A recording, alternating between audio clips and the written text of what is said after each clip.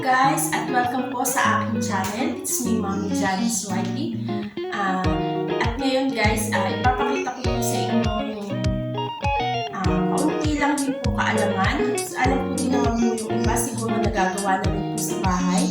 At ako naman po kasi ginawa ko po ito. At syempre, dahil po sa pandemic natin ngayon, nang nararamdaman natin at uso po talaga ang sakit. So guys, ito po yung sarili nating paraan para at least malunasan po natin yung mga sakit natin like ubo or sipon at pangangati ng lalamunan.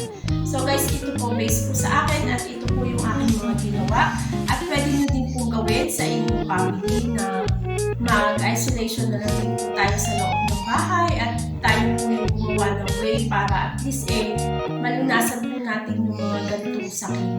So guys, nandito po yung mga ginamit ko. Nandito po yung mga turmeric powder. Meron po tayong luya. At ito po, syempre, meron din tayong kaunting honey.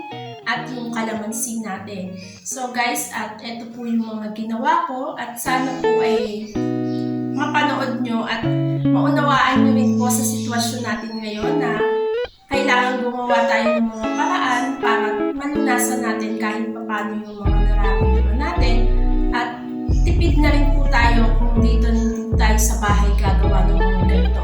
So guys, sana mapanood niyo po ito at mag-comment po kayo at sana po ay maibigan niyo po at wait lang din po kayo, panoodin niyo po kung ano po mga way kung paano po ginawa.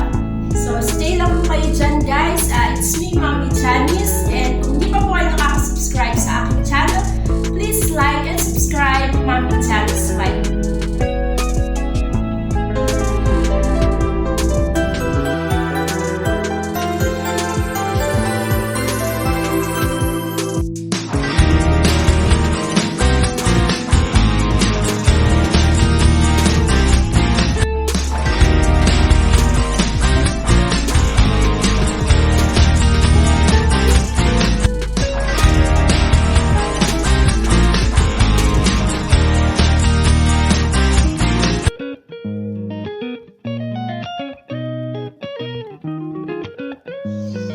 Ayan guys, at ngayon po papakita ko po sa inyo yan. Ito po yung turmeric powder na ginamit ko. So, ito yung gagawin ko guys, papakita ko sa inyo. So, isang kutsara po yung ginagawa ko. Ayan guys, isang kutsara po para dito sa ating cup na to. Pwede na din po naman kasing wala siyang honey or wala siyang calamansi kasi medyo may tamis na din po at asim at hanghang itong turmeric. So, pero ako ang ginagawa ko sa isang pong kutsara, so lalagyan ko po siya ng isang calamansi. Ayan. At pipigaan ko na po siya dito. So, nasama ko na rin po yung buto. Guys, ayan. And then, lalagyan po natin ng honey. So, wag naman po kapunuhan sa isang kutsara, pero at least meron po siyang kasamang honey. Ayan, guys, pinapakita ko po sa inyo. Konti na lang yung honey ko. Ayan, naubos ko na rin. At ayan, guys, pwede na po to. Ayan, at least may isang kutsara po siya. Ilalagay po natin siya dito. So, lalagyan po natin siya ng hot water. So, ganun lang din po guys. At masarap na rin po siyang uminom. So, ayan. Lalagyan po natin siya ng hot water. Depende din po sa inyo kung gaano kadaming tubig. Pero ako po yan. Guys, ayan. At tayo po ay uminom. Kita ko lang din po sa inyo. Masarap po naman. At maiibigan nyo din po. Pwede nyo po itong gawin ng 3 beses sa isang araw. Pwede po sa umaga, sa tanghali, at sa gabi bago matulog. Ayan guys. At ito guys. Masarap po siya. At makakatulong po ito sa ating lalamunan, sa ating sipon, sa ubo. So guys, at kung wala naman po kayong turmeric powder, pwede din naman po, or wala kayong honey, okay lang naman po. Basta way na rin po natin kung paano tayo gumawa ng ating mga simpleng paraan para at least malunasan po natin yung mga sakit natin na sipon o body po ba. So ito naman po ay sinishare ko lang din po sa inyo yung aking ginawa. Sana po ay maibigan nyo at alam ko naman po ginagawa din nyo. So kung sinishare ko lang din po sa inyo mga kamamshi. At kung wala din naman po kayong turmeric, ipapakita ko po sa inyo yung para naman po sa normal na luya na gagawin natin. So papakita ko po sa inyo mamaya guys.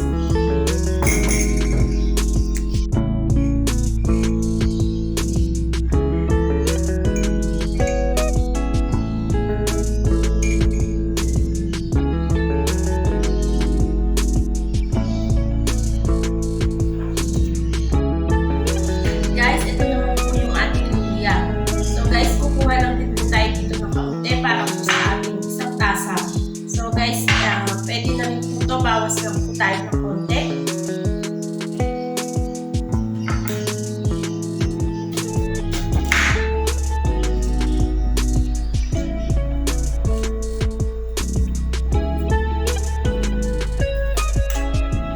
Babalatan po natin guys.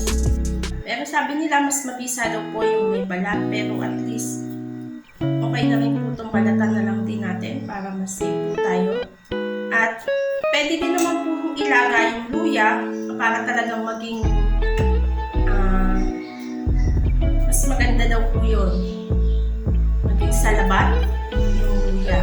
May gumagawa din naman po nun. So ito lang din po talaga yung mas nakasanayan ko at mas naiinom po talaga. So ito guys, gagayatin lang po natin.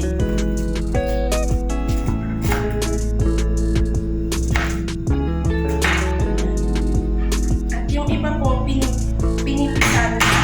Pwede din po hindi nyo napisain. Basta at least nandito naman po siya. Ilalagay po natin siya dito sa ating tasa. At hahaluan din po natin ng calamansi. So, kayo na din po guys kung ilang calamansi yung gusto nyo. At least, makakatulong din po ito para po sa inyo. So, lagyan na lang din po natin ng kaunting honey.